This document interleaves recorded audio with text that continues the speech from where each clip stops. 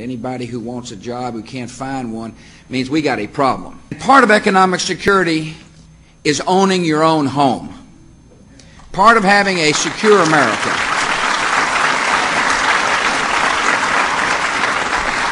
Part of being a secure America is to encourage home ownership. So somebody can say, this is my home. Welcome to my home. Now, we've got a problem here in America that we have to address. Too many American families, too many minorities do not own a home. There is a home ownership gap in America. The difference between Anglo-America and African-American and Hispanic home ownership is too big. And we've got to focus the attention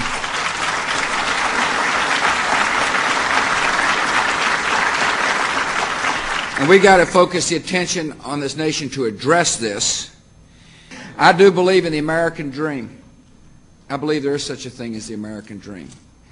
And I believe those of us who have been given positions of responsibility must do everything we can to spotlight the dream and to make sure the dream shines in all neighborhoods, all throughout our country. Owning a home is a part of that dream. It just is. Right here in America, if you own your own home, you're realizing the American dream. These are all people that I met. They've come over here today. They showed me their home. They didn't show me somebody else's home. They showed me their home. And they are so proud to own their home. And I want to thank them for their hospitality. I want to, because it helps the American people really understand what it means.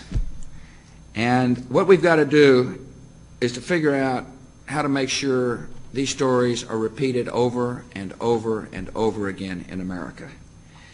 3/4 of white America owns their homes. Less than 50% of African Americans are part of the home ownership in America, and less than 50% of the Hispanics who live here in this country own their home.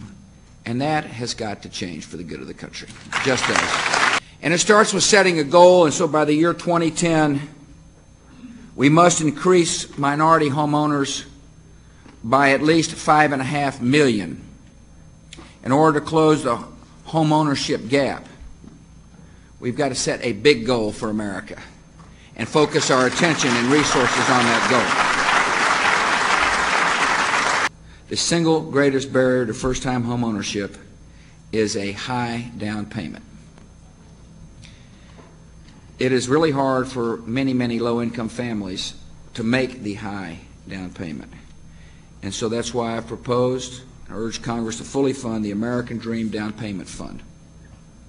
This will use money, taxpayers' money, to help a qualified low-income buyer make a down payment.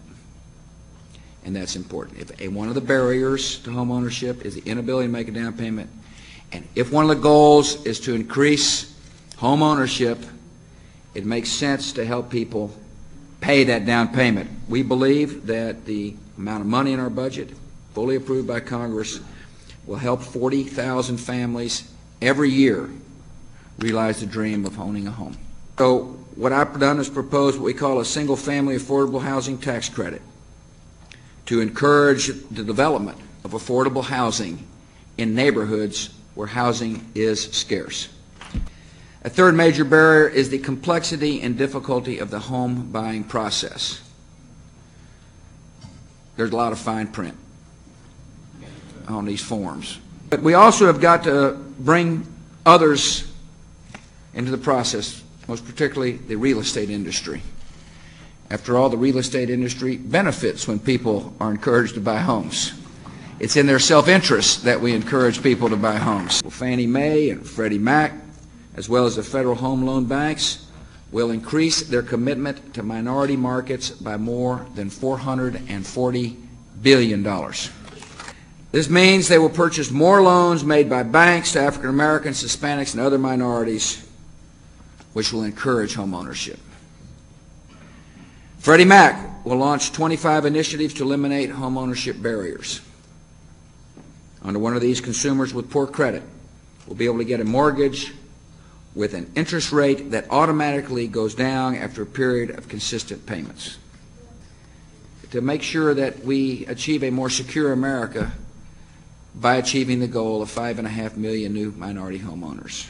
In this great country, there are too many people who say this American dream, what does that mean? My eyes are shut to the American dream. I don't see the dream. And we better make sure for the good of the country that the dream is vibrant and alive. It starts with having great education systems for every single child. It means that we unleash the faith-based programs to help change people's hearts, which will help change their lives. It means we use the mighty muscle of the federal government in combination with state and local governments to encourage owning your own home. That's what that means. And it means that each of us have a responsibility in the great country to put something greater than ourselves, to promote something greater than ourselves. And to me, that something greater than yourself is to love a neighbor like you'd like to be loved yourself.